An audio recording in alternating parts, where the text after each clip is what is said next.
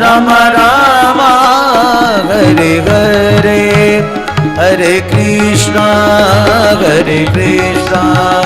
कृष्ण कृष्ण हरे हरे, हरे राम राम राम हरे। सैरंध्री जो जिस प्रकार का संबोधन ठाकुर के द्वारा किया गया वैसा ही उसे बना दिया। कुब्जा ने कहा कि हे प्रभु, जैसा आपने बोला वैसा ही मुझे करके दिखा दिया। मैं कितनी सौभाग्यशाली हूं कि आपकी सेवा का अवसर आज मुझे मिला। आपने मुझे जिस प्रकार का संबोधन दिया वैसा ही मेरा स्वरूप भी बना दिया, मेरी सेवा को स्वीकार किया, और इस सेवा को स्वीकार करके प्रभु आज आपने मुझे कृतार्थ कर दिया है। मैं दीनहीन अवस्था में पड़ी हुई एक दासी, एक कुब्जा को आपने आज नया जीवन दे दिया है। मैं कैसे आपकी स्तुति करूं, कैसे प्रार्थना करूं। हे गोविंद, मैं आपके चरणों में बार बार नतमस्तक होती हूं, आपको प्रणाम कर रही हूं।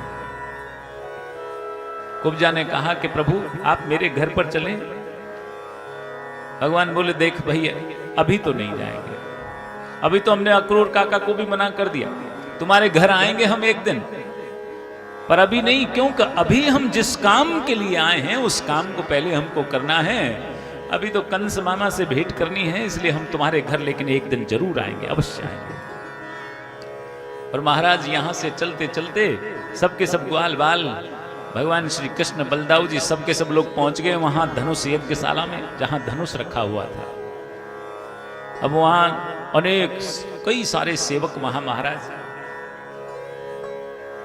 और उन सेवकों को देख करके भगवान गोविंद बोले कि भैया क्या हम इस धनुष को देख सकते हैं, इसको उठा करके। जब वो सेवक थे ना महाराज, जो सैनिक, उन्होंने जब कृष्ण की इस बात को सुना तो जोर जोर से हंसने लगे। उनको लगा ये छोटा सा ग्वाला, छोटा सा बालक, 14 वर्ष की तो है महाराज, बोले लगता है विनोद कर रहा है। तो उन सैनिकों ने सोचा चलो हम भी इसके साथ विनोद कर लेते। हाँ हाँ भैया उठाओ उठाओ, कोई बात नहीं। अब महाराज उन्होंने तो कहा, श्री कृष्ण ने तुरंत उस धनुष को उठा लिया। अब उठा लिया तो कन्हैया बोले भैया अगर तुम्हारी आज्ञा हो तो क्या इसकी डोरी खींच करके इस पर चाप संधान कर दूं। वो सैनिक हतप्रभ से देखते रहे, बोले हाँ ठीक है चढ़ा दो। और महाराज जैसे उसकी डोरी को खींचा वो धनुष ही 2 टुकड़े हो गया। भयंकर शब्द हुआ महाराज जब वो धनुष टूटा। अब उस धनुष के रक्षक महाराज, उनके तंद्रा टूटी, करे ये कोई साधारण, तुरंत दौड़े महाराज उसकी तरफ। एक टुकड़ा धनुष का भगवान श्री कृष्ण के हाथ में, एक बलदाऊ के हाथ में, और देखते ही देखते महाराज केवल उन सेवकों को ही नहीं, वो जो सेना भी आई उनके समर्थन में, उनको भी मार भगाया श्री कृष्ण ने। कंस को सूचना मिली तो कंस बोला उसको घर में मत लाओ, कहीं और ही ठहराओ भैया, कल सीधे रणभूमि में लेकर आओ, रंगशाला में उसको कुश्ती के बहाने, मल्ल युद्ध के बहाने मारना है। कंस घबरा गया और मल्ल क्रीड़ा के लिए महाराज रंगशाला में उसे बुलाया गया दूसरे दिन, श्री कृष्ण और बलराम जी को। और पहले ही कह दिया कि देखो प्रयास तो ये करना कि वो रंगशाला में प्रवेश करे उससे पहले ही मारा जाए। इसलिए कुवल या पीड़ हाथी को मदिरा पिला करके महावत तुम तैयार रखना, और जैसे ही वो द्वार पर आए दोनों भाइयों को कुचल देना हाथी से।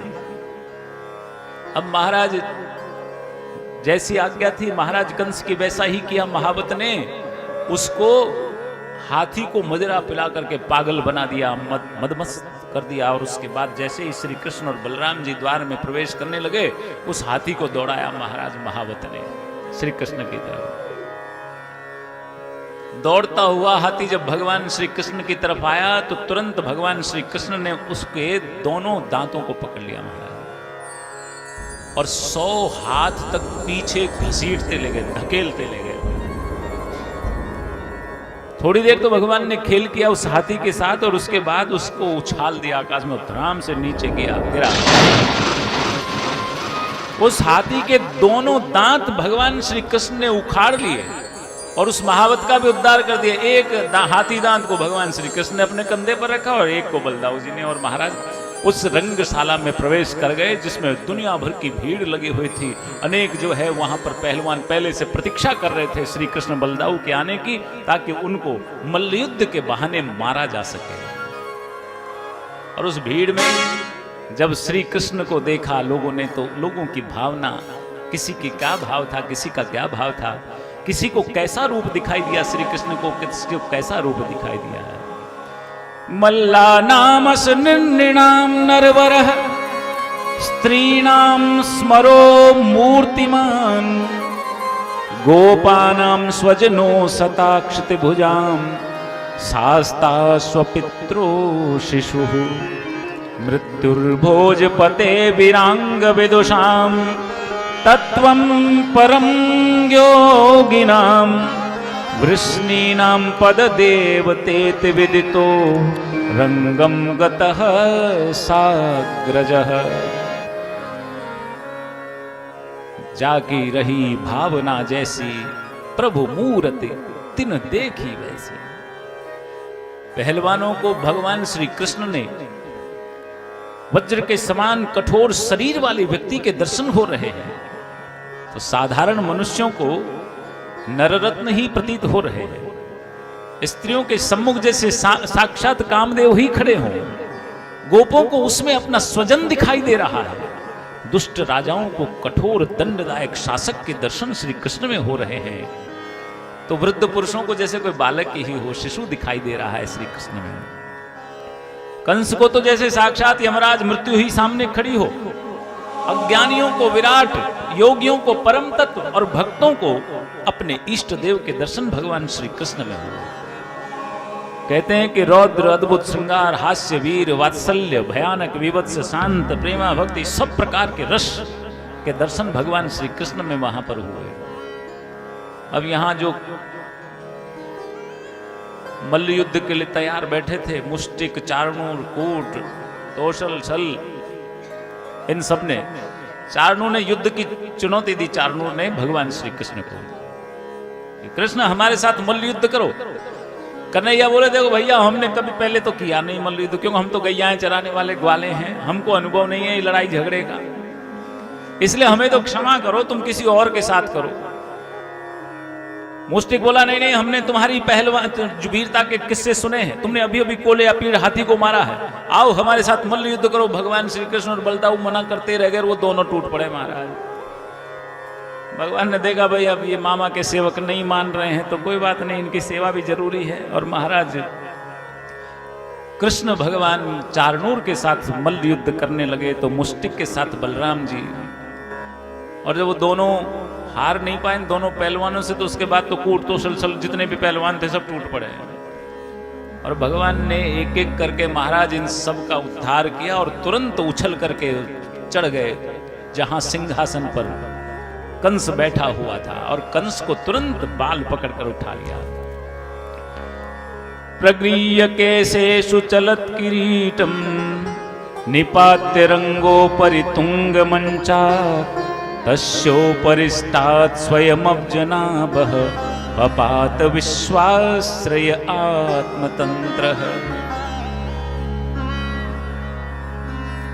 बाल पकड़ करके घसीट लिया, उसके मुकुट नीचे गिर पड़े, और देखते ही देखते भगवान श्री कृष्ण ने उसका अंत कर दिया महाराज। अब उसका अंत किया तो कंस के भाई कंक, नगरोध आदि सबके सब तलवारें लेकर दौड़ करके आए महाराज, और दोनों भाइयों ने घड़ी भर में सबका अंत कर दिया महाराज।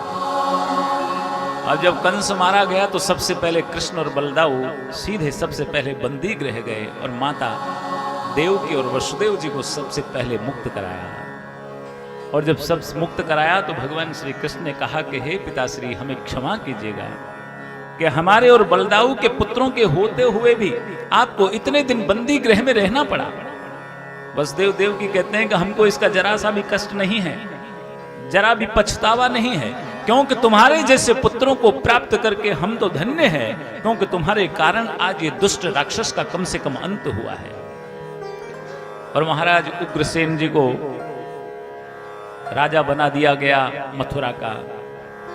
कालांतर में उसके बाद नंद बाबा को अनेक प्रकार की भेंट सामग्री देकर के भगवान श्री कृष्ण ने समझाया कि बाबा आप तो जानते हैं कि मुझे यहाँ बहुत सारे अभी काम है मथुरा में, इसलिए मुझे यहाँ रहना पड़ेगा। और अनेक प्रकार की भेंट सामग्री देकर के नंद बाबा और जो ग्वालवाल आए थे ना महाराज, उनके साथ सबको विदा कर दिया। और इधर भगवान श्री कृष्ण बलराम जी के साथ हैं, क्योंकि अब तक तो यहाँ वहाँ खेलते रहे महाराज, पढ़ने का अवसर ही नहीं मिला था। और द्विजाति समयोचित यज्ञोपवीत जो है गर्गाचार्य जी महाराज के द्वारा दोनों भाइयों का कराया गया। और उसके बाद काश्यप गोत्री सांदीपन मुनि के यहाँ आश्रम में उनको अवंतीपुर उज्जैन भेजा गया विद्या अध्ययन के लिए। 64 दिन में 64 विद्याएं सीख ली। कहते हैं कि दुनिया में 64 प्रकार की विद्याएं होती है, और भगवान ने वो 64 विद्याएं मात्र 64 दिनों में ही सीख ली। चाहे गाना हो, चाहे बजाना हो, नाट्य हो, चित्रकारी हो, जल बांधना हो, आभूषण बनाना हो, सिलाई करना हो, भोजन करना, जितनी भी विद्याएं होती सब 64 विद्याएं सीख ली। और विद्या अध्ययन करने के बाद गुरुदेव को उनके मृत पुत्रों को वापस ला करके गुरु दक्षिणा दे करके भगवान श्री कृष्ण और बलराम जी महाराज मथुरा को पधारे। एक दिन मैया ने सोचा कि भगवान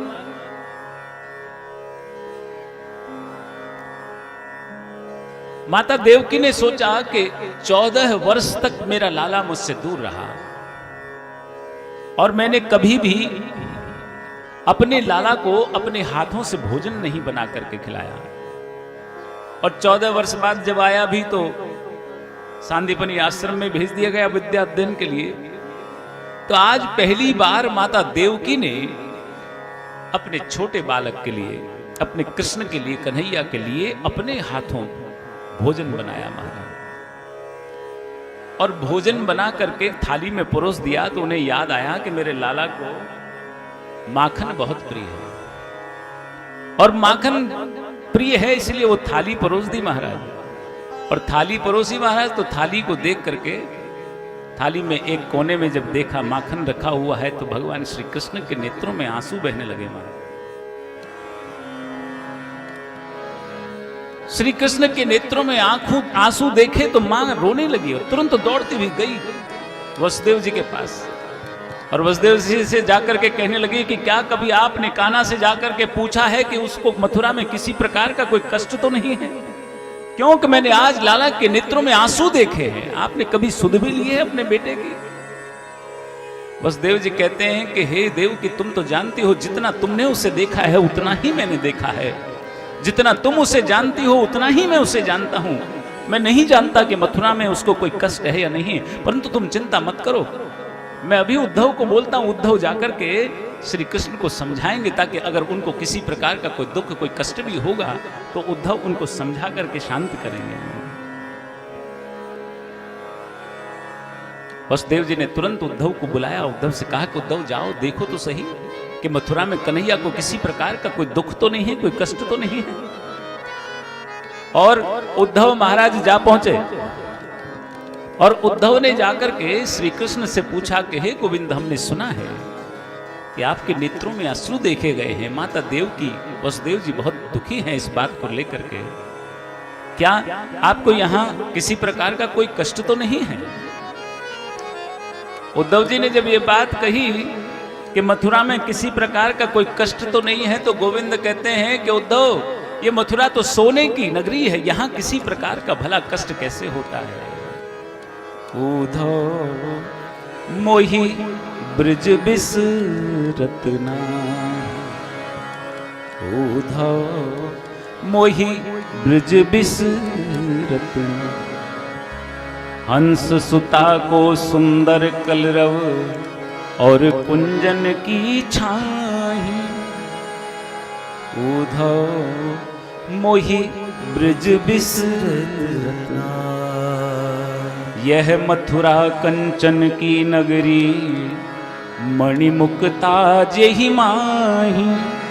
पर जब ही स्मृति आवत वा सुख की, पर जब ही स्मृति आवत वा सुख की, जिय उमगत सुधि नाही, उधो मोही ब्रज बिसरत ना। कि उद्धव आज मैया ने जब मुझे भोजन परोसा और उस भोजन में जब मैंने माखन को देखा तो मुझे ब्रज की याद आ गई। तुम्हारी ये मथुरा नगरी तो उद्धव सोने की नगरी, यहां भला किसी प्रकार का कमी, किसी प्रकार के का कष्ट कैसे हो सकता है? परंतु बोले जब भी मुझे ब्रज की याद आती है ना, उन गोपियों की याद आती है, माता यशोदा की, नंद बाबा की याद आती है ना, तो मेरे नेत्रों से आंसू बह निकलते हैं। गोदी में जिसकी मैं पला वह भूमि श्री ब्रज भूमि है, खाई जहां की मृत्तिका वह भूमि श्री ब्रज भूमि है। राधादि के संग खेल कर, गोपादि के संग मेल कर, प्रतिदिन जहां गोरस पिया वह भूमि श्री ब्रज भूमि है। गौएं चराई क्षेम से, बंसी बजाई प्रेम से, रज सिर चढ़ी जिसकी सदा वह भूमि श्री ब्रज भूमि है। बैकुंठ गोलोकादि सब ब्रज से नहीं बढ़कर है अब, ब्रह्मादि की आनंददा वह भूमि श्री ब्रज भूमि है। उद्धव ब्रज की याद आती है, उन गोपियों की याद आती है। माता यशोदा कितना निहोरा करते थे, वो गोपियां माखन, उनके यहां माखन की चोरी करता था, और बार बार जिस दिन मैं उनके यहाँ नहीं जाता ना तो वो उल्हाना देने के लिए बहाने, शिकायत लेकर के मेरी मैया के यहाँ आ जाती थी। उनकी याद के कारण ही, क्योंकि मैं जब भी उनको याद करता हूं मेरा हृदय भर आता है, और इसी कारण से मेरे नेत्रों में आंसू आ गए। उद्धव ने कहा कि गोविंद, आप तो स्वयं नारायण हैं, परमात्मा हैं, आप किस प्रकार की लीला कर रहे हैं? यदि आप कहें, आपकी आज्ञा हो तो मैं जाकर के उनको ब्रह्म का उपदेश करूं, ताकि गोविंद कहते हैं कि मुझे चिंता इस बात की नहीं है कि मुझे उनका स्मरण होता है, उनकी याद आती है। अरे मैं रोता इसलिए हूं क्योंकि वो मेरी याद में निरंतर आंसू बहा रही है। रो इसलिए रहा हूं कि कभी भी मेरे आने के बाद मेरे नंद बाबा को, मेरी मां यशोदा को कभी चैन नहीं मिला है। उन्होंने एक क्षण के लिए मुझे नहीं भुलाया है, चूंकि वो मेरी याद में रो रहे हैं, विलाप करते हैं, स्मरण करते हैं, इसके कारण मुझे दुख होता है। उद्धव बोला, गोविंद आप मुझे आज्ञा दीजिए, मैं जाऊं और जाकर के उनको ब्रह्म का उपदेश करूं, ताकि वो जान सके कि आप कौन हैं और कभी विलाप नहीं करें आपके याद में। गोविंद बोले कि उद्धव, अगर ये संभव हो तो तुरंत जाओ, कि गहर जन लाओ उद्धव आज ही जाओ ब्रज, आवत है याद गोप और गैयन की। उठत उर पीर मन आवे नहीं धीर, ओस करत अधीर बास बंसी बट छैयन की। उन्हें समझइयो आवेंगे दो भैया, और जय हो नंद रैया। मेरो नाम ले उधो कहियो प्रणाम, मेरी मैया के पायन में ऊध भी कन्हैया के। उद्धव, यदि ये संभव है कि तुम उनको ब्रह्म का उपदेश करके हमेशा के लिए वो मुझे भूल जाए, ऐसा कर सकते हो तो आज ही जाओ, क्योंकि मेरे हृदय में पीड़ा उठती है जब याद आती है, धैर्य नहीं रख पाता हूं। जब उस बंसी बट की, उस यमुना तट की, उन गोपियों के द्वारा जो माखन की चोरी में किया करता था, उसकी जब याद आती है, उसका स्मरण आता है, तो मैं अपने आप को रोक नहीं पाता हूं, इसलिए मुझे अश्रु जल बहने लगते हैं। और वहां जाओ तो माता यशोदा से मिलकर के प्रणाम कहना उनके चरणों में कि तुम्हारे ऊधमी कन्हैया ने प्रणाम किया है। परंतु उद्धव, जब वहां जाओगे ना, तो वहां जाने से पहले, वृंदावन में प्रवेश से पहले, तुम्हें वृंदावन अधीश्वरी श्री राधे की, तुमको उनसे आज्ञा लेनी होगी ब्रज में प्रवेश के लिए, वृंदावन में प्रवेश के लिए। और जब बोले वहां पर तुम वृंदावन में जाओ और श्री राधे से तुम्हारी भेंट हो, तो वहां जाकर के श्री राधे से कहना कि हे वृषभान सुते ललते, मम कौन कियो अपराध तिघारो, काढ़ दियो ब्रज मंडल ते, अब औरहु दंड रयो अति भारो। सो कर ल्यो अपनो कर ल्यो, निकुंज कुटी यमुना तट प्यारो, आप सुजान दया की धाम, भई सो भई अब बेगी संभारो। कि हे उद्धव, जब वहां जाकर के आप राधा जी से भेंट करो, राधा जी की आज्ञा के बिना तुम्हारा वृंदावन में प्रवेश संभव नहीं है। और जब राधे से तुम मिलो तो उनसे कहता ना कि हे वृषभान सुते हे ललते, हमसे ऐसा कौन सा अपराध हुआ है कि आपने हाथ पकड़ करके ब्रजमंडल से हमें बाहर निकाल दिया। जो हुआ सो हुआ, आपने जो दंड दिया है बहुत भारी दंड है राधे। जो हुआ सो हुआ, आप तो दया की धाम है, सुजान है, उनसे कहिएगा कि हमें निकुंज की याद आती है, यमुना तट की कुटी की याद आती है, वहां जो हमने राज किया उसकी याद आती है। आप तो दया की धाम है, हुआ सो हुआ, अब तो कम से कम हमारी संभाल करो। उद्धव ने देखा जब भगवान श्री कृष्ण के कहते कहते नेत्रों से अश्रु जल बहने लगा। प्रभु, आप इस प्रकार से विलाप कर रहे हैं, आप चिंता मत कीजिए, बिल्कुल परेशान मत होइए। मैं जाकर के बस अभी गया और संध्या तक संभव हुआ तो 1-2 दिन लग जाएं, परंतु मैं उनको ब्रह्म का उपदेश करूंगा ताकि वो कभी आपको याद करके रोएंगे नहीं। कन्हैया कहते हैं कि उद्धव, जब वहां जाओ न तो सबसे पहले मेरी मैया के पास जाओ तो उनके चरणों में प्रणाम करके उनको मेरा संदेश देना। उद्धव मैया तेज कहियो, तेरो लाला दुख पावे, मैया को सुनैयो। उद्धव मैया तेज कहियो, तेरो श्याम दुख पावे, मैया को सुनैयो।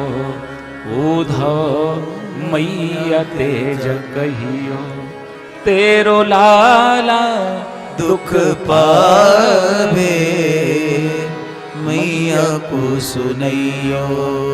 उद्धव मैया तेज कहियो।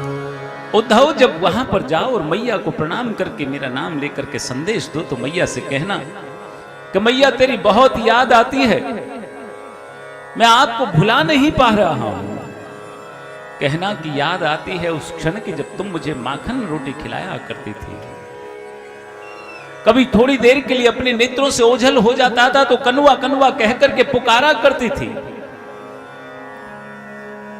कहना कि मैया बहुत याद आती है उस ब्रज की, तुम्हारे उस सामिप्य की। कोई न खवावे मोहे माखन रोटी, जल अचराम करावे। माखन मिश्री नाम न जानू, माखन मिश्री नाम न जानू।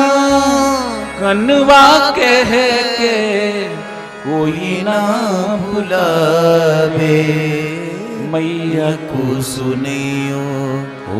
दो मैया तेज कहियो, बैठ जाओ भाई थोड़ी देर। तेरो शाम दुख पावे, मैया को सुनियो। खूब अवसर मिलेगा इसके लिए, बैठ जाओ। दो मैया तेज कहियो। मैया से जाकर के कहना उद्धव, तो जो माखन रोटी अपने हाथों से खिलाती थी ना उसकी याद आती है। क्योंकि यहां तो कोई भी माखन नहीं जानता, यहां तो अनेक प्रकार के स्वादिष्ट व्यंजन बनाए जाते हैं, परोस दिए जाते हैं। माखन रोटी खिलाने के बाद जो तू अपने हाथों से कुल्ला कराती थी, अपनी जो है पल्लू से मेरा मुख पोंछ दिया करती थी मुख धोने के बाद, उसकी याद आती है मुझे। यहां तो माखन मिश्री का कोई नाम ही नहीं जानता। भिन्न भिन्न प्रकार के स्वादिष्ट व्यंजन मेवे परोस दिए जाते हैं। और मैया तो जो कनवा कनवा कह करके पुकारती थी ना उसकी बहुत याद आती है। क्योंकि यहां तो राजाधिराज महाराज यदुवंश शिरोमणि कृष्णचंद्र महाराज इतना बड़ा नाम हो गया। और याद आती है उस क्षण की जब नंद बाबा मुझे अंगुली पकड़ करके चलाना सिखाया करते थे। बाबा नंद अंगुलिया गही गही पायन चलनो सिखायो, और थको जान कन्हैया मेरो, और थको जान कन्हैया मेरो, गोद लिए और ये सो लगावे, मैया को सुनैयो उदो मैया तेज कहियो, तेरो लाला दुख पावे, मैया को सुनैयो उदो मैया तेज कहियो। उद्धव जब वहां पर मैया के पास जाओ तो कहना मैया याद आती है जब नंद बाबा उंगली पकड़ करके चलना सिखाया करते थे, और जब मुझे थका हुआ देखती थी ना तो डांट करके कहती थी आज ही चलना सिखा दोगे मेरे लाला को, और उठा करके हृदय से गोद लगा लिया करती थी, गोद में उठा लिया करती थी। मैया के चरणों में मेरा प्रणाम कहना। और उद्धव को समझा करके महाराज रथ में बिठा करके भेज दिया, उसी रथ में जिसमें आए थे। और इधर वृंदावन में जब से कन्हैया गए न महाराज, तब से ये रोज ग्वाल बाल नित्य सवेरे स्नान करके आकर के उस रास्ते पर खड़े हो जाते हैं जो रास्ता मथुरा की तरफ जाता है। इसी आशा के साथ कि आज कन्हैया जरूर लौट करके आएंगे। और रोज संध्या हो जाती, कन्हैया आते नहीं, और संध्या को मैया से कहते हुए जाते, अरे यशोदा मैया आज भी तेरो लाला नहीं आयो है। और मैया की स्थिति तो ऐसी है, रो रो करके इतना जल बहा दिया महाराज की घर से नदी ही निकल गई। ये ग्वाल बाल रोज प्रतीक्षा करते हैं। और आज मथुरा की तरफ से एक रथ को आते हुए देखा, ध्वजा हिलती हुई दिखाई दी, आशा की किरण जगी कि आज श्री कृष्ण आ रहे हैं। सबने कहा अरे देखो देखो रथ आ गया, कन्हैया आ रहा है। मधुमंगल बोला आज इतने दिनों बाद आया है, नहीं बात करूंगा उससे मैं। और झाड़ी के पीछे छिपने लगा कि जब तक 100 बार वो उठक बैठक नहीं लगाएगा तब तक उसे क्षमा नहीं करूंगा। कितना समय लगा दिया उसने आने में। एक ग्वाला बोला मधुमंगल देख ये सब शिकायतें ये सब बाद में चलता रहेगा, रूठना मनाना। अरे कितने दिनों बाद आज लाला आ रहा है, सबसे पहले हमें उसका दर्शन करना चाहिए। मधुमंगल बोला हाँ तुम ठीक कहते हो, ये रूठना मनाना ये तो बाद में चलता रहेगा, अभी तो एक बार दर्शन कर लें। लेकिन जब समीप वो रथ आया तो देखा कि उसमें कन्हैया नहीं कोई और ही है। उद्धव ने ग्वालों से पूछा अरे माता यशोदा का नंद बाबा का घर कौन सा है? एक ग्वाला बोला इस नदी को पकड़ लो, जिस घर से उद्गम दिखाई देना वही घर माता यशोदा का है। रो रो करके नदी बन गई है। और आज भी आए हो तो तुम, हम सोच रहे थे कन्हैया आएंगे। नंद बाबा के घर की तरफ चले, बाहर चबूतरे पर बाबा सोए हुए हैं। नंद बाबा रथ से उतरे उद्धव और आवाज दी कि बाबा, इतना सुनना था कि बाबा, और नंद बाबा को लगा कि मेरा कन्हैया आ गया है। तुरंत हड़बड़ा करके उठ करके दौड़े, अरे कान्हा कहाँ है, कहाँ है, कोई मुझे दिखाता क्यों नहीं उसको। सामने उद्धव को खड़े हुए देखा जो प्रणाम कर रहे थे। बाबा मैं उद्धव हूं, मुझे आपके लाला ने भेजा है, श्री कृष्ण ने मुझे संदेश दे करके भेजा है। अरे संदेश ही देता रहेगा या वो खुद भी कभी आएगा? और कन्हैया कन्हैया की आवाज ऐसे सुनी ना, बाबा बोले कन्हैया कहाँ है, कहाँ है कान्हा? तो मैया ने सुनी तो दौड़ती हुई, आंखों से दिखाई देना कम हो गया है, दौड़ती हुई ठोकर खाती हुई बाहर तक आई। अरे कहाँ है कान्हा? अरे नंद बाबा कहाँ है कान्हा? मुझे दिखाई क्यों नहीं दे रहा है कान्हा? नंद बाबा बोले यशोदा आज भी तेरो लाला नहीं आयो, वाने मात्र अपने एक मित्र के संग संदेश ही भेजो है। मैया रोने लगी कि लाला जब मुझे दिखाई देना बिल्कुल बंद आएगा तो उस समय आएगा तो क्या लाभ जब मैं तुझे देख ही नहीं पाऊंगा। रात भर समझाते रहे उद्धव मां यशोदा को, पर नहीं समझा पाए महाराज। 14 वर्ष तक ये सोचा कि 14 वर्ष पालन पोषण किया है ना तो शायद समझाने में थोड़ा समय लगेगा। रात भर समझाते रहे कि तो वो ब्रह्म है, ये है, वो है। अब जब सवेरा हो गया तो सोचा कि चलो पहले गोपियों को ब्रह्म का उपदेश कर आता हूं। और जाकर के देखा यमुना के तट पर गोपियां खड़ी है, एक भंवरे को देखा, गोपी बोली दूर हो जा हमारी दृष्टि से, जैसे तू काला है ना, तेरा वो स्वामी वो कन्हैया भी वो बाहर से भी काला है और भीतर से भी काला है। उद्धव ने कहा कि अरे गोपियों, मैं मथुरा से आया हूं, श्री कृष्ण ने मुझे भेजा है संदेश देकर। क्या संदेशा लाए हो? बोले मैं तुमको ब्रह्म का, परमात्मा का साक्षात्कार कराने आया हूं, ब्रह्म का उपदेश करने के लिए आया हूं। गोपियां बोली करोगे किसको? उद्धव मन न रहे 10-20, एक हत्यो 100 गयो श्याम संग, अब को आराधे ईश। उद्धव क्या मन भी 10-20 होते हैं? कौन सा मन तुम्हारे इस ब्रह्म में, परमात्मा में, इस ईश्वर में लगाए हम? एक था हमारे पास तो, और जब से कन्हैया गया ना उनके साथ ही वो मन चला गया। बताओ कौन सा मन तुम्हारे इस परमात्मा में लगाने के लिए लाए हैं? श्याम मन श्याम तन श्याम ही हमारो धन, आठो याम उधो हमें श्याम ही सो काम है। श्याम ही ये श्याम जी ये श्याम बिनु नाही दिए, आकरे की लाकड़ी आधार राम श्याम है। श्याम गति श्याम मति श्याम ही है प्राणपति, श्याम सुखदाई सो भलाई शोभा धाम की। उधो तुम गए बोरे पाती लेके आए हो, योग कहाँ राखी यहाँ रोम रोम श्याम है। योग कहाँ राखे यहाँ रोम रोम श्याम है। हे उद्धव, तुम हमें कौन से ब्रह्म का उपदेश कर रहे हो? हमारा तो मन भी, हमारा तन ही, हमारा धन, आठों प्रहर हमको किसी से काम है तो केवल श्याम ही है, कन्हैया ही है। हृदय में भी वही है, हमारा जीवन भी यही है। बोले उसके बिना हमारा जीवन संभव नहीं है। हमारी गति हमारी मति वो ही हमारा प्राणपति है। सुख कहीं है तो उसके बिना नहीं है। तुम बौरा गए हो उद्धव, जो उसका संदेश लेकर के आए हो। बोले यहां हमारा तो रोम रोम श्याममय है, तुम कहां समझोगे उद्धव? ये तो प्रेम की बात है उद्धव, ये तो प्रेम की बात है उद्धव।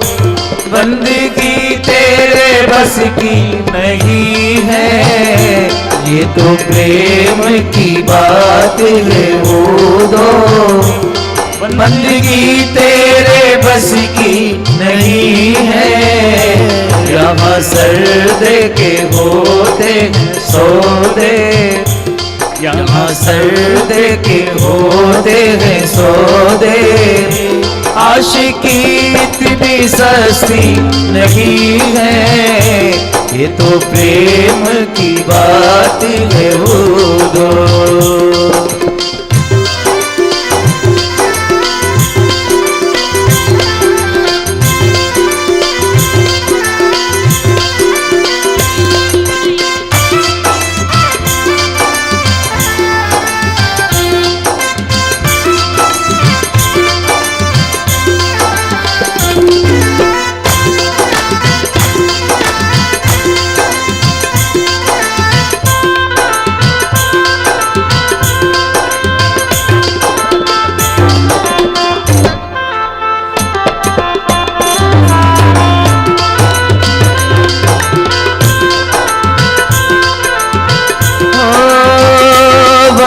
वालों ने कब वक्त पूछा, उनकी पूजा में सुन ले उद्धव। प्रेम वालों ने कब वक्त पूछा, उनकी पूजा में सुन ले उद्धव। यहाँ दम दम में होती है पूजा, यह दम दम में होती है पूजा। पाने की फुर्सत नहीं है, यहाँ दम दम में होती है पूजा। सर झुकाने की फुर्सत नहीं है, ये तो प्रेम की बात है उधो।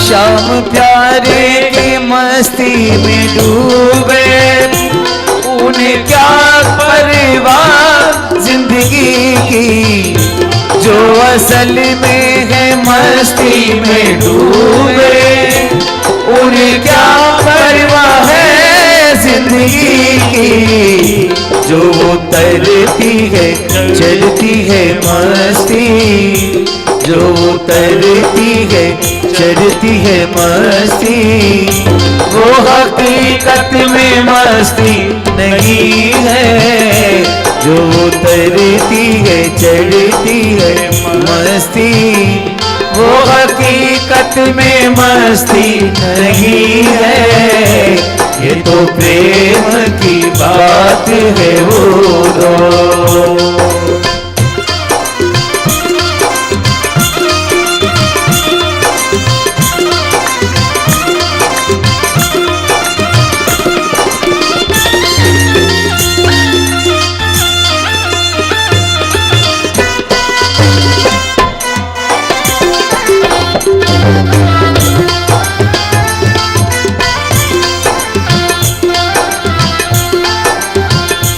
जिनकी नजरों में है श्याम प्यारे, वो तो रहते हैं से न्यारे, जिनकी नजरों में है श्याम प्यारे, वो तो रहते हैं जग से न्यारे, जिनकी नजरों में है श्याम प्यारे, वो तो रहते हैं जग से न्यारे, जिनकी नजरों में मोहन समाए, जिनकी नजरों में मोहन समाए, वो नजर फिर तरसती नहीं है, जिनकी नजरों में मोहन समाए, वो नजर फिर तरसती नहीं है, ये तो प्रेम की बात है वो दो। बंदगी तेरे बस की नहीं है, बंदगी तेरे बस की नहीं है, बंदगी तेरे बस की नहीं है।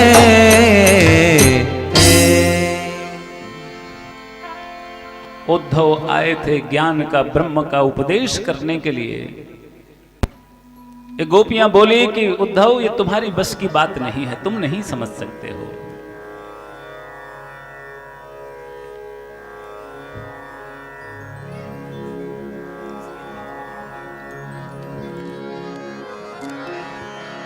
जिसे एक बार जीवन में, ये गोपी कोई साधारण मानव नहीं महाराज, बड़े बड़े ऋषिमुनि हैं जिन्होंने कठोर तपस्याएं की और ब्रह्मा जी प्रसन्न हुए तो उनसे वरदान मांगा कि हमें आपका सामीप्य सुख चाहिए, इसलिए गोपी बना देना। और गोपियों के लिए तो बोले प्रभु का वियोग है ना, ये भी बहुत आनंददायी है महाराज। जिसे एक बार जीवन में प्रभु का प्रेम मिलता है, उसे बस आंसुओं के हार का उपहार मिलता है। न पूछो उस दिल की बेकरी का, न पूछो उस दिल की बेकरी का, हाल मत पूछो, न तन से प्राण जाते हैं, न प्राणाधार मिलता है। भला किसको दिखाएं मर्ज की, भला किसको दिखाएं मर्ज की बढ़ती हुई मंजिल, न कोई वैद्य मिलता है, नहीं उपचार मिलता है। दूर रहने पर भी ना जाने क्या क्या बात होती है। हृदय के तार से जब उस हृदय का तार मिलता है, जिसे एक बार जीवन में प्रभु का प्यार मिलता है। जहां कुछ छल छलाता, जहां कुछ छल छलाता अश्रु जल दिखलाई देता है, उसी मानस में हमें वह सांवरा सरकार मिलता है। जिसे प्रभु का प्रेम मिल गया ना महाराज जी, और प्रभु का प्रेम तब मिलता है जब नेत्रों से अश्रुजल बहने लगे। ये गोपियां याद करती है, नेत्रों से अश्रुजल बहाती है, लेकिन कभी भी वृंदावन छोड़ के मथुरा नहीं गई महाराज। उद्धव उपदेश करने लगा, ब्रह्म क्या है, ज्ञान क्या है, भक्ति क्या है, वैराग्य क्या है। बोले ये सब हमारे लिए बेकार है, व्यर्थ है। खुसरो दरिया प्रेम का वाकी उल्टी धार, जो उभरा सो डूब गया, जो डूबा सो प्रापार। कि हे उद्धव, तुम हमें क्या, किस ज्ञान का, किस ब्रह्म का, किस परमात्मा का उपदेश करने के लिए आए हो? हमने तो केवल एक चीज को जाना है कि हम प्रभु श्री कृष्ण की भक्त हैं। और तुम अगर ये सोचते हो कि मथुरा दूर है, तो मथुरा दूर नहीं है। यदि वियोग के कारण हमें दुख होता, कष्ट होता, तो हम मथुरा जाकर के उनसे भेंट कर सकती थी। लेकिन कन्हैया हमको छोड़कर भला गए कहां हैं? वो तो हम सबके बीच में। आज भी देखो उद्धव, वो सामने कदम्ब के वृक्ष पर कन्हैया बैठे हुए हैं, और इन गोपियों ने श्री कृष्ण के दर्शन वहीं वृंदावन में ही करा दिए उद्धव को महाराज। देखो यमुना के तट पर कैसे नृत्य कर रहा है, और वो गोपियां महाराज जैसे बोलते हैं ना, वैसे ही वहीं कन्हैया दिख जाते हैं उद्धव को। उद्धव ने कहा कि मैं भूल कर बैठा, मुझे अभिमान था, अहंकार था ज्ञान का, परंतु आज मैंने जाना कि भक्ति और प्रेम के से ऊपर कोई नहीं है।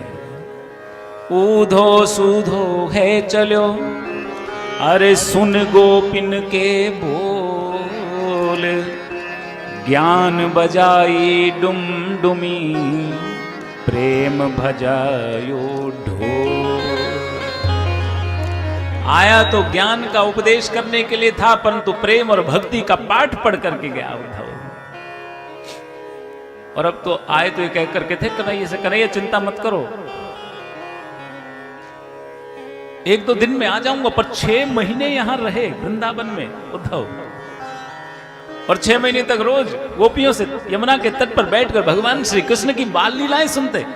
बकासुर की लीला कैसे हुई, गोवर्धन को कैसे धारण किया, एक एक लीला बड़े भाव से, बड़े ध्यान से सुनते महाराज। और 6 महीने बाद गए ना महाराज उद्धव श्री कृष्ण के पास, तो जाते ही श्री कृष्ण पे नाराज हो गए कि कन्हैया तुम बहुत कठोर हो, तुम्हारा हृदय बहुत कठोर है। गोविंद बोले क्यों, क्या हुआ? बोले वो गोपियां रोज आपको याद करके रोती है, आपने एक बार भी उनको स्मरण करना, याद करना उचित नहीं समझा। आपने उन गोपियों को, उन माता यशोदा को, नंद बाबा सबको भुला दिया। गोविंद कहते हैं कि उद्धव, यदि गोपियों को, ब्रजवासियों को कभी भुलाया हो तो मुझे नंद बाबा की सौगंध। ब्रजवासी वल्लभ सदा, ब्रजवासी वल्लभ सदा, मेरे जीवन प्राण, इनहूं कबहूं बिसारियो, मोहे नंद बाबा की आन।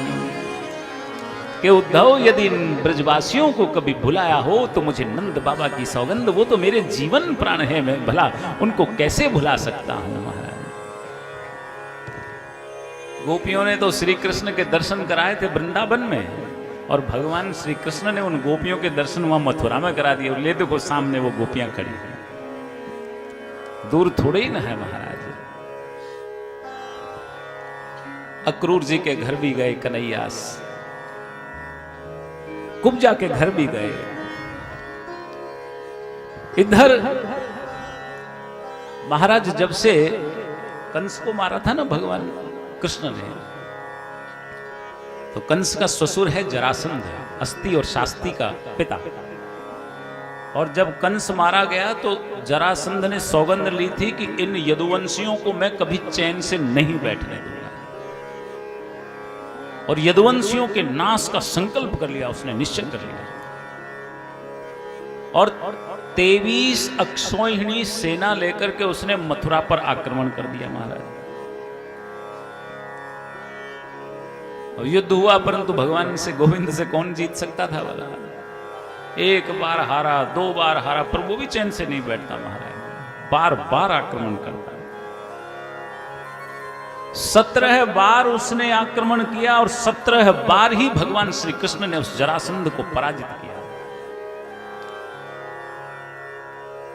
इधर नारद जी ने एक और काल यवन था, उसको भी प्रेरित कर दिया, भाई तुम जाओ, तुम्हारा मित्र जरासंध अकेला बार बार आक्रमण करता है, तुम भी चढ़ाई करो मथुरा पर। काल यवन गया, तो काल यवन ने जब आक्रमण किया तो भगवान ने दूसरी लीला रची महाराज। अकेले कन्हैया ही वहां से मथुरा से निकल करके भागे, तो वो आगे आगे, तो वो कन्हैया दौड़ रहे हैं, पीछे पीछे ये काल यवन, और एक गुफा में घुस गए महाराज। उस गुफा में महाराज मुचकुंद शयन कर रहे थे, सो रहे थे। ये मुचकुंद असल में देवासुर संग्राम के समय इन्होंने देवताओं की तरफ से युद्ध किया था, और जब युद्ध पूरा हुआ तो इंद्र ने पूछा, बताइए महाराज क्या सेवा की जाए। बोले सेवा क्या है, बस अब वापस जाएंगे पृथ्वी पर अपने घर को। बोले महाराज पृथ्वी के और यहाँ पर स्वर्ग के समय में बहुत अंतर है। युद्ध करते करते आपको इतना समय हो गया कि अब आपकी कई पीढ़ियां भगवान को प्यारी हो गई, अब आपको कोई पहचानेगा भी नहीं वहां। तो बोले जब वहां हमें कोई पहचानने वाला ही नहीं है तो फिर जाने का क्या लाभ है। इंद्र ने कहा बताइए फिर भी मैं आपको क्या दे सकता हूं, कोई भी इच्छा हो वो वरदान मांगे। बोले इंद्र यदि आप दे सकते हैं तो फिर एक काम कीजिए, मुझे वरदान दीजिए कि मैं गहरी नींद में सो जाऊंगा, हमेशा सोता रहूं, और यदि कोई बलात् हठपूर्वक मुझे जगाए तो उस पर दृष्टि पड़ते ही वो भस्म हो जाए। इंद्र ने यह वरदान दिया था, और ये इस गुफा में मुचकुंद सोए हुए थे। भगवान श्री कृष्ण उस गुफा में घुसे और अपनी पीतांबरी को मुचकुंद के ऊपर उड़ा दिया महाराज। अब वो काल यवन दौड़ता दौड़ता गुफा में आया, देखा हुआ मुचकुंद को सोते हुए पीतांबरी उसके ऊपर, वो भ्रम में आ गया। उसने सोचा कि ये सो रहा है यहाँ, और जोर जोर से कहने लगा, अरे तू युद्ध को छोड़कर भाग आया और यहाँ गुफा में आकर के सो रहा है, ठहर मैं अभी तुझे मजा चखाता हूँ। ठोकर मारी महाराज काल यवन ने राजा मुचकुंद को कृष्ण समझ करके। जब नींद टूटी मुचकुंद की और जैसे ही दृष्टि पड़ी उस काल यवन पर, वो वही भस्म हो गया महाराज।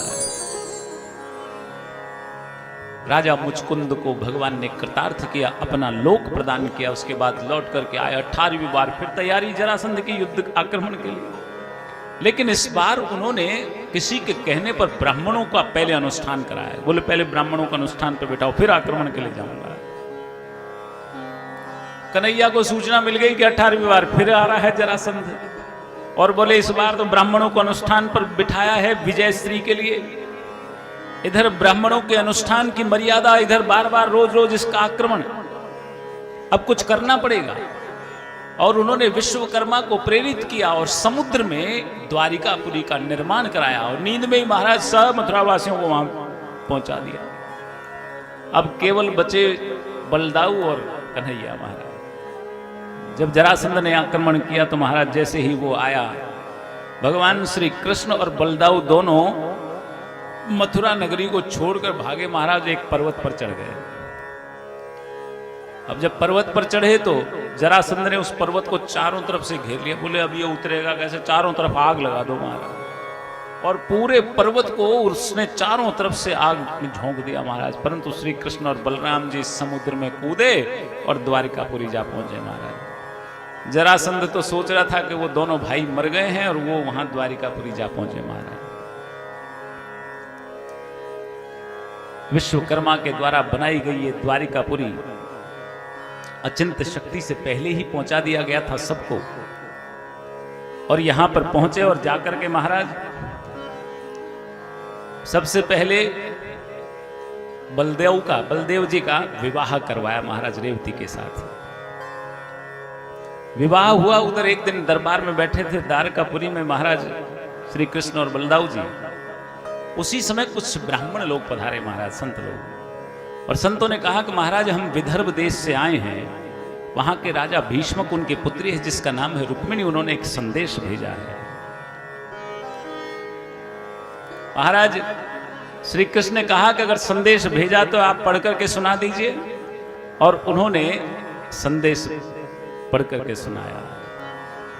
राह तकूं मैं तेरी ऊंची चढ़ के, राह तकूं मैं तेरी ऊंची चढ़ के, आना आना श्याम सुंदर गरुड़ चढ़ के, आना आना श्याम सुंदर गरुड़ चढ़ के।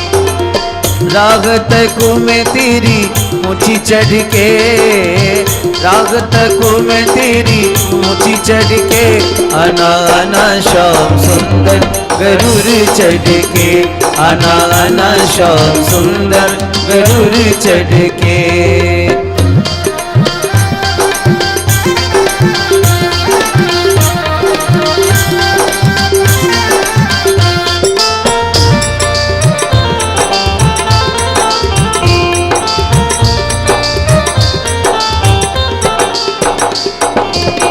भैया रुक्मी जन्म का बैरी, भैया रुक्मी जन्म का बैरी, जाने लगन पढ़ाई चंदेरी, जाने लगन पढ़ाई चंदेरी।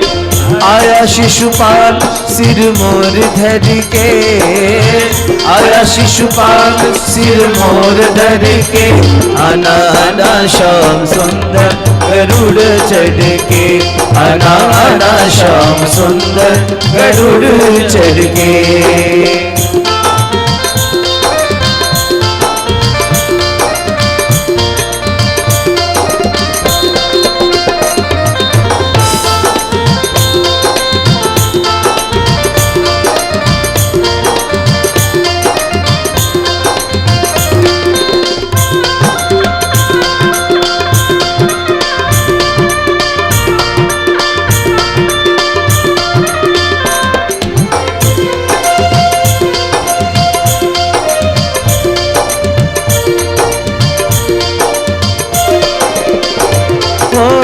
जो कहूँ स्वामी तुम नहीं आवो, जो कहूँ स्वामी तुम नहीं आवो, जियत कबीर मोको नहीं पावो, जियत कबीर मोको नहीं पावो। प्राण तजूंगी अटा पे चढ़ के, प्राण तजूंगी अटा पे चढ़ के, आना आना श्याम सुंदर गरुड़ चढ़ के, आना आना श्याम सुंदर गरुड़ चढ़ के।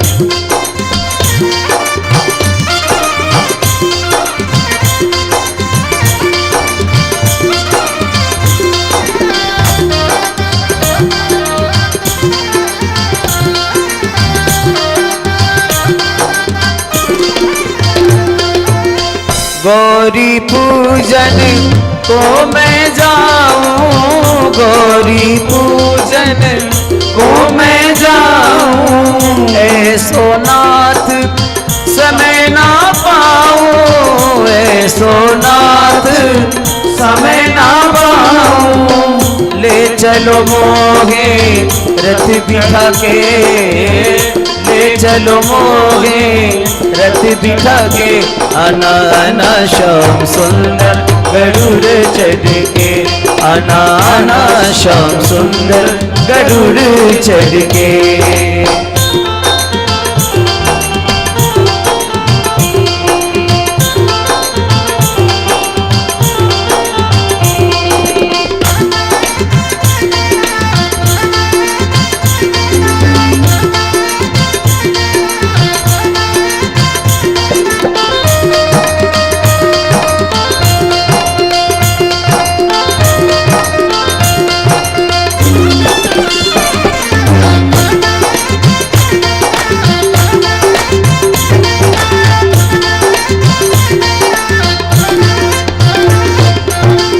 नदियाँ गहरी नाव पुरानी, नदियाँ गहरी नाव पुरानी, हे बनहारो है अनजानी, हे बनहारो है अनजानी, बीच भंवर मेरी नाव अटके, बीच भंवर मेरी नाव अटके, आना आना श्याम सुंदर गरुड़ चढ़ के, आना आना श्याम सुंदर गरुड़ चढ़ के, राह तकूं मैं तेरी ऊंची चढ़ के, राह तकूं मैं तेरी ऊंची चढ़ के, ओ आना आना श्याम सुंदर गरुड़ चढ़ के, आना आना श्याम सुंदर गरुड़ चढ़ के, आना आना श्याम सुंदर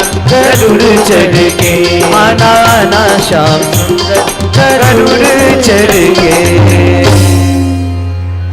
रुक्मिणी ने ब्राह्मणों के साथ संदेश भेजा महाराज।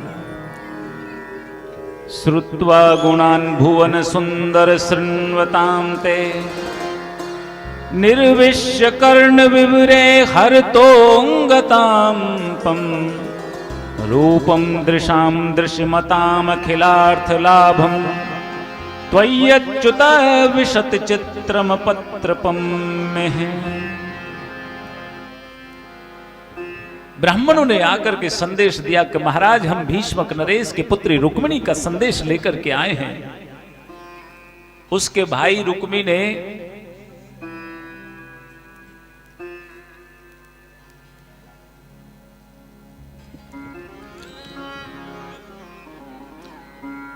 बोले उसके भाई रुक्मी ने शिशुपाल के हाथ वाग्दान कर दिया है रुक्मिणी का। और रुक्मिणी ने बोले आपके बारे में बचपन में ही संतों के मुख से आपकी प्रशंसा सुनी है, आपके गुणों के बारे में सुना है, और तब बाल्यावस्था में ही उसने संकल्प कर लिया था कि विवाह करेगी तो गोविंद आपके साथ ही करेगी। और संदेश में यह भी लिख करके भेज दिया कि भगवान यदि आप चाहें तो चूंकि मैं अपनी माता की आज्ञा से गौरी पूजन के लिए माता पार्वती के मंदिर में जाऊंगी, वहां से आप मेरा हरण कर सकते हैं, क्योंकि मेरा भाई तो मेरे आपके साथ अब मेरा विवाह करेगा नहीं। गोविंद ने ब्राह्मणों से कहा कि जाओ जाकर के कह दो कि हमें उनका संदेश मिल गया है और उचित समय पर हम पहुंच जाएंगे। और महाराज इधर बारात भी आ पहुंची, जिसको वाग्दान किया था ना शिशुपाल अपने अनेक राजाओं के साथ महाराज वहां पहुंच गए भीष्म कुंडिनपुर। चेदी नरेश राजा दमघोष के पुत्र, इधर शिशुपाल अपने मित्रों जिसमें जरासंध आदि सारे के सारे मित्र इकट्ठे हैं महाराज, जितने भी शत्रु पक्ष के हैं ना लोग सारे शिशुपाल। और शिशुपाल देखिए एक और बात, भगवान श्री कृष्ण की दूसरी बुआ का लड़का है। और महाराज जब राजकाज होता है ना ऐसे ही रिश्तेदारों में भी जो है आपस में ऐसे ही युद्ध हो जाते हैं। अब यहां शिशुपाल अपनी बारात के साथ आया हुआ है, जिसमें उसके जितने भी दंतवक्र आदि जरासंध आदि कई सारे राजा वहां पर आए हुए हैं। और इधर भगवान श्री कृष्ण अपने सारथी दारुक को अकेले ही लेकर के रथ में शैव्य सुग्रीव मेघ पुष्प बलाहक नामक 4 घोड़े उन्होंने जोते हैं। और महाराज चुपचाप बिना किसी को बताए केवल ये कह करके कि हम कुंडिनपुर की तरफ जा रहे हैं, रथ में अकेले ही भगवान श्री कृष्ण ने प्रस्थान कर दिया महाराज। और वहां जा पहुंचे महाराज जहां संकेत किया था रुक्मिणी जी ने। पार्वती जी के मंदिर में अनेक सैनिकों के साथ अनेक रखवालों के साथ रुक्मिणी जी पधारी हुई है पार्वती पूजन के लिए। और वो जानती है कि श्री कृष्ण यहां अवश्य ही पधारेंगे मुझे लेने के लिए, मेरा हरण करने के लिए। और भगवान श्री कृष्ण वहां पहुंच गए महाराज। अब यहां पर जितने भी सेवक थे जैसे रथ से उतर करके जाने लगे, तो वहां जैसे ही उन्होंने देखा, देखते ही सब के सब सैनिक भगवान श्री कृष्ण की तरफ दौड़े। तो भगवान श्री कृष्ण मुस्कुराए महाराज। और जब मुस्कुराए तो महाराज वो वहीं के वहीं स्तंभित खड़े हो गए। भगवान की हंसी